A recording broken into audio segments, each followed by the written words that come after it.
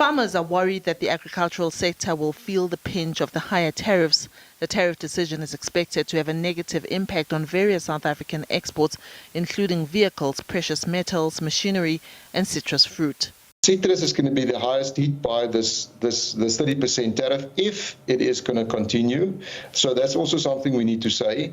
But if you go deeper into it, I think for me, we took a deeper dive into it to understand what the impact for certain industries would be. So any revenue cut would be an impact. For citrus, they only export in total, say, 5% of their total produce. But a big hitter is macadamia nuts.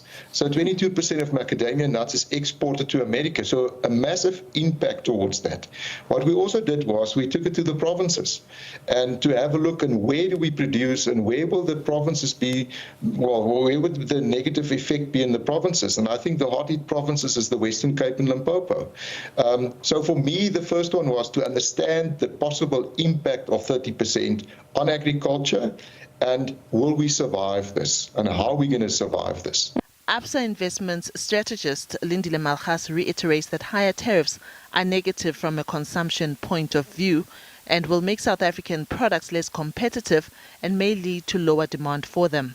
From a local point of view, we will see some of the producers scaling back on the production, and that has an even bigger effect if you think about it. It may affect the employment levels as well. And if you're thinking about the automotive sector and comparing that to some of the other key industries, we do think that might face the biggest impact. So if you're looking at things such as the food and wine exporters, they may be able to redirect some of those goods way quicker than what you'll see with some of the automotive makers. And as a result, we do think that there will be severe impacts for the automotive industry across the board. But what is quite particularly positive from a steel and aluminium point of view is that those tariffs that have been imposed, and that being blanket tariffs, that may also level the playing field from a South Africa point of view and make it more competitive compared to some of the steel producers as well.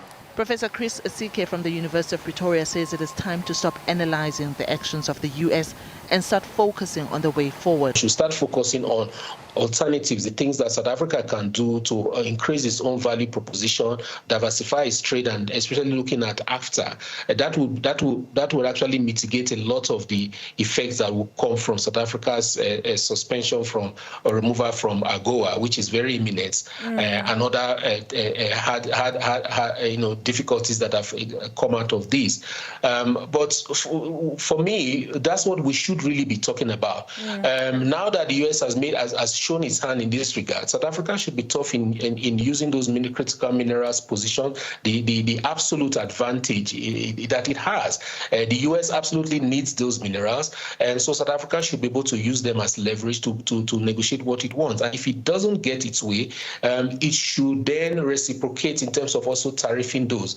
And I have said, and I'm going to say it again, that all these missions we keep sending to Washington, D.C. are fruitless. They're not going to be helpful because President Trump and Marco Rubio have made up their mind about South Africa. The rand weakened past the 19 rand mark to the dollar for the first time since January. Precious metals and mining were the biggest drag by index points. Diabo Seto, SABC News, Johannesburg.